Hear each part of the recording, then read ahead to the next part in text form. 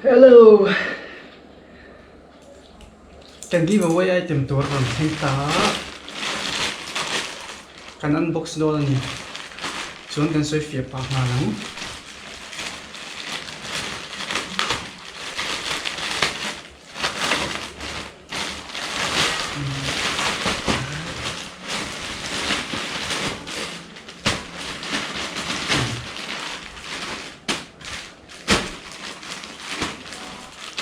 Theih Lawmman pathumah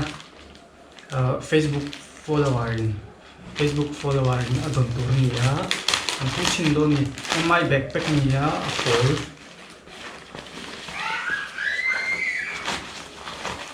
naludon ararave theih Facebook comment tu na don tur niya Facebook follower don tur niya may backpack my step out backpack niya quality chat mail khop mai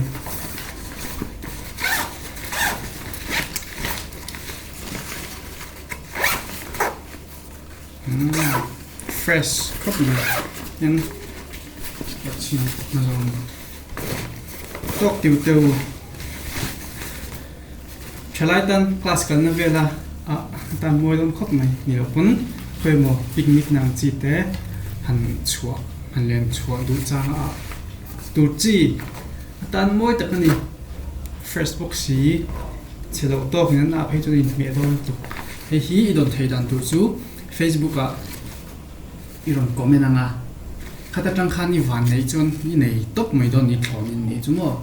he hi Lawmman pathumah Facebook comment tu in don tur ni kan da par ya he hi enge ni vele ta kan hong chinang theih kala nei lo te khain nei don bi kan in fan nei ji oh my earphone ni vele tlat mai he chu kan hong le chinanga mi earphone hei na in seal thapani a seal hi kan sai bu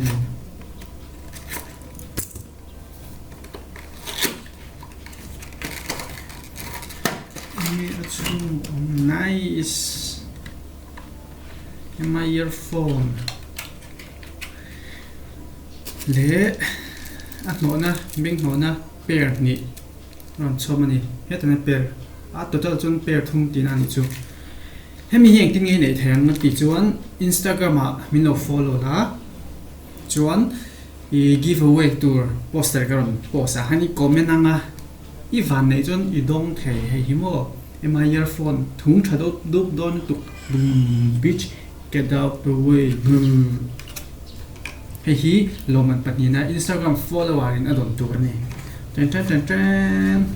kan nei lo lirin dong don ni ai ze ni van nei si zia chu backpack le earphone kan nei ta enge Lawmman pakhat hian adon ve don mo het hi Lawmman pakhat na don tur chu Redmi power bank 10,000 mAh fast charging innovation for everyone advanced chip protection wow made in India PR Sonia made in India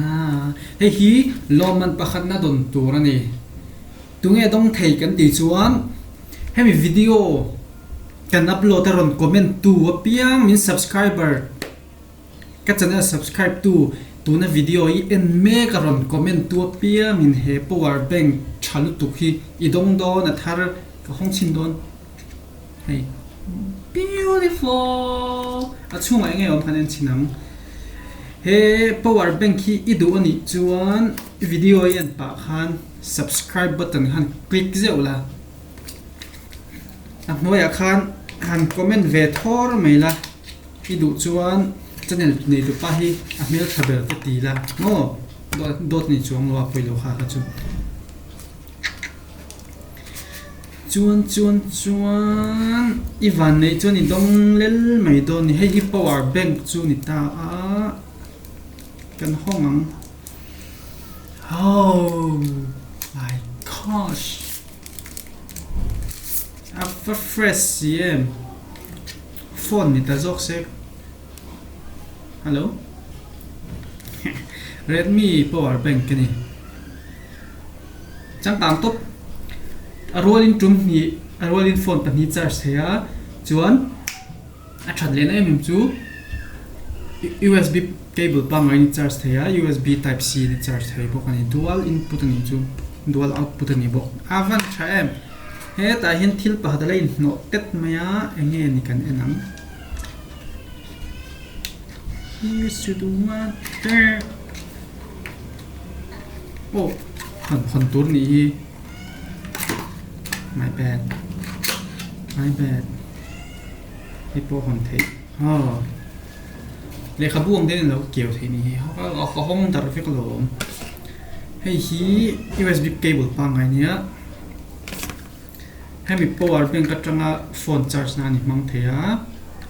in I power bank charge nan I mang thei bok awang thate rengem ti chuan nang niam nulat lang wal van nei tu heng thil zo zai te hi I van nei le zol phei chon awai hin I dong vek thei Instagram mi dong theya Facebook mi dong theya YouTube mi dong thei bo oh kapan ot vet don dan kan soi non lem tu na video en pa khan ka channel hi subscribe la chuan comment bok la I van nei chon hei hi dong don power bank lo nei to te point in dong vekang MAH sing khat ayat lem lo MAH sing khat in dong don earphone earphone nei to te pon in dong vekang ama headphone te bluetooth speaker lo nei to ho zong po in dong don hemi don thei dan tur chu Instagram a link hi video description a kada chuan ta khan min lova follow la Instagram min follow la I giveaway poster engvat mai ka lo post do na khata khan va comment keu la hei hi itani mai atop na chuan a lian be thung si hei hi Facebook a min follow la a engvet karon post na thalak engvet karon post na I comment anga I nei mai don ni hey six ton tu six magnet ani hi six magnet mo ti chuan thil pakhat ka soi lok du chu Facebook a channel bin ngai hlut sak tu te min lo et mol hloma kalom ma chu ti rolling ka friend hi a limit lek to atlem te bak lo confirm thei to lo chu wangin kalo confirm lo cheu ani point in mishia thiam na kangen tak zet ani ka confirm du lo wak cheu ani lawa Facebook in limit min set sak wangin confirm thei lo in mishia thiam na ka dil kangen cheu ani chon Instagram amin lo follow la Facebook amin follow bok la YouTube a subscribe la biu bang bing bang tik ni mai namaste ani eng ha dhanyavad